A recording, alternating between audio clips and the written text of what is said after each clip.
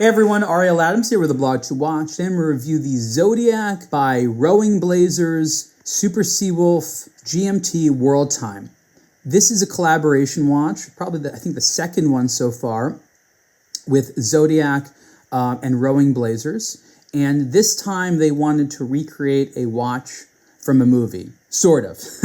I love the fun that Rowing Blazers founder Jack Carlson and his team has with the various limited editions that they do. They're always trying to do something a little bit different. Fashionability and color is always a big part of it. They often come with a bracelet and a fabric strap, which I'll show you in a moment. And this is, one of the less common GMT versions of the Super Seawolf. And what has been introduced in this watch, actually for the first time, is a movement finally made in-house by the Fossil Group, which owns Zodiac. They also own a company called STP, which is a movement maker in Switzerland. And so this is the first watch to contain an in-house movement by STP with the GMT complication. It also has a silicone hairspring as part of the regulation system.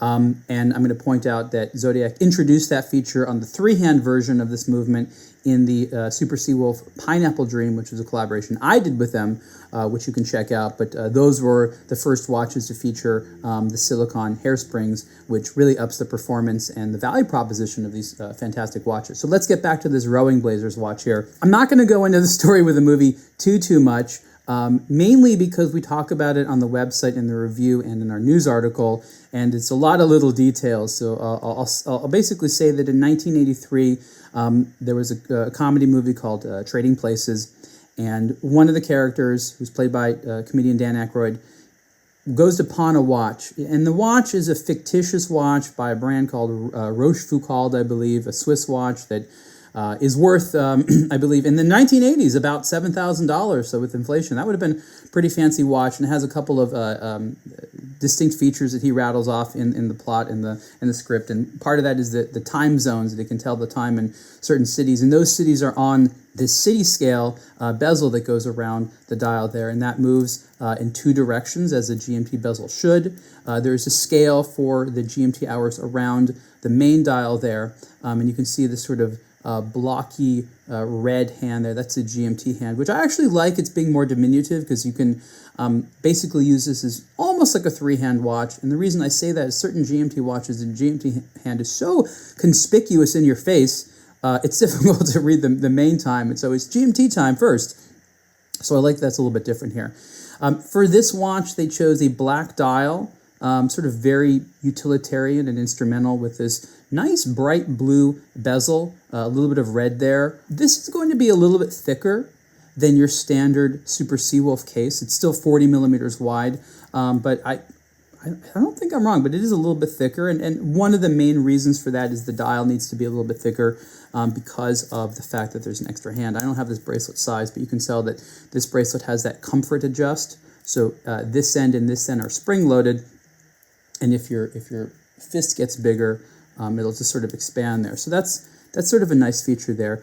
Here you can see it on the wrist, and again, at 40 millimeters wide, very sensibly sized. I think it's just under, or just around 13 millimeters thick, something like that. So it's not crazy sized, and I think they did a nice job with it.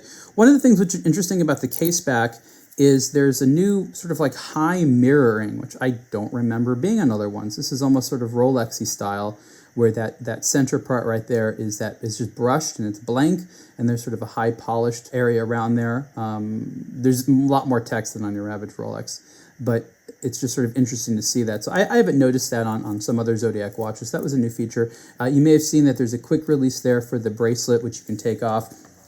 Here's the strap that comes with it. I put it on a Keith Haring Timex, which is like, I think, $100 watch, but I just thought that this strap went so well with it. But this is I guess it's sort of a NATO style strap. It's got this Velcro thing here, and it's got this black nylon with this white zigzag pattern, which you can imagine being on this one, which is a nice, handsome look for sure.